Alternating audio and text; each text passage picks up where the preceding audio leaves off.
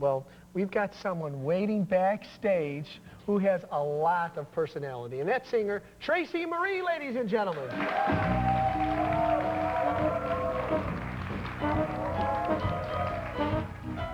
The hard road leads to easy street. The hard road leads to easy street. I'll keep walking down the hard road so I can rest my feet. The hard road leads to easy street. The hard road leads to easy street. I'll keep walking down the hard road so I can rest my feet. Check this out. Once I thought that money could buy me happiness, but I found out the job road ain't gonna lead me to no less. The hard road leads to easy street. I'll keep walking down the hard road so I can rest my feet. Take it away, boys.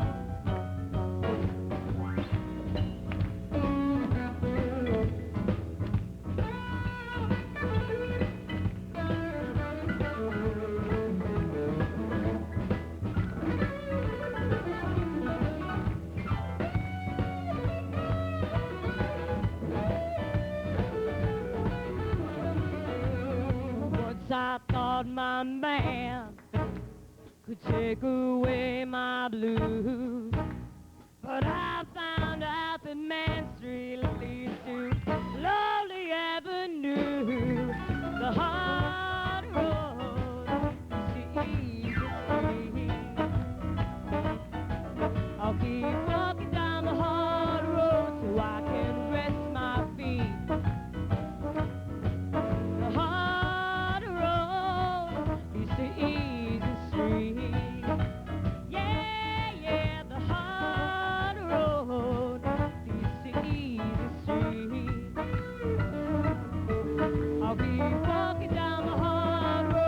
I can rest my feet. Right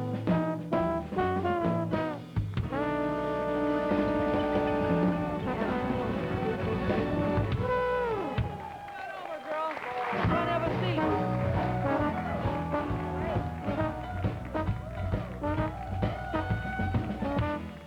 You know what? That's great. You know what I like the best? When you go, huh? How do you do that? I don't really know. I don't really know.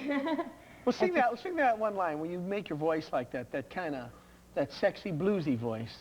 The hard road, like that? Yeah, that's, what, do you just kind of throw it in the back of your throat?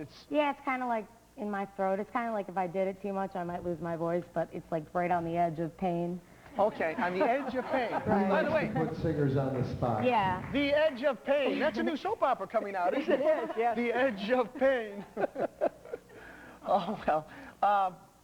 Do you have characters that, I mean, you've got kind of a hot, saucy way of conduct yourself when you're singing. You've got a lot of characters in the soaps that she would sort of fit in, wouldn't she? She would. She's got the look, and she also has the right height because they are not real tall.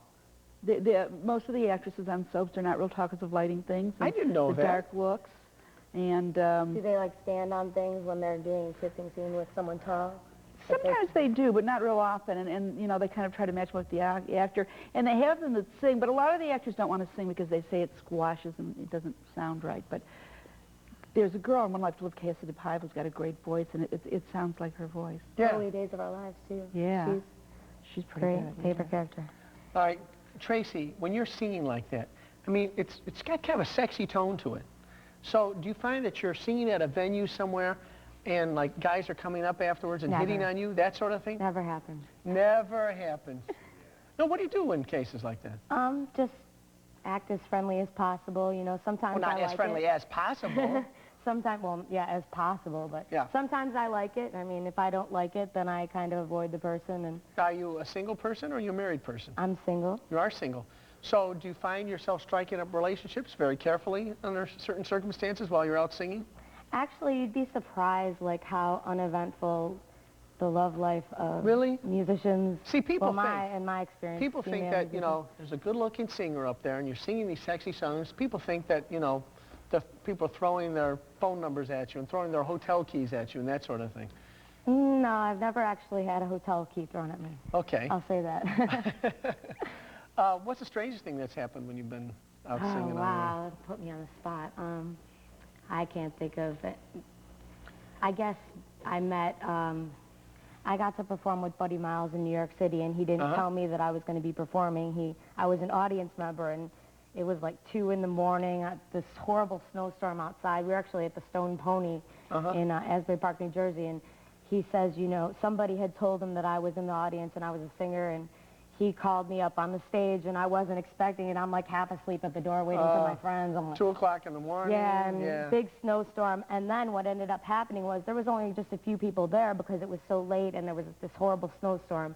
What ended up happening is I, a couple months later, went to New York City, and I went to the Iridium to see Les Paul play, and I'm sitting in the Iridium, and this guy that's sitting right next to me is, at the end of the show, he says to me, you know, you have the most beautiful voice.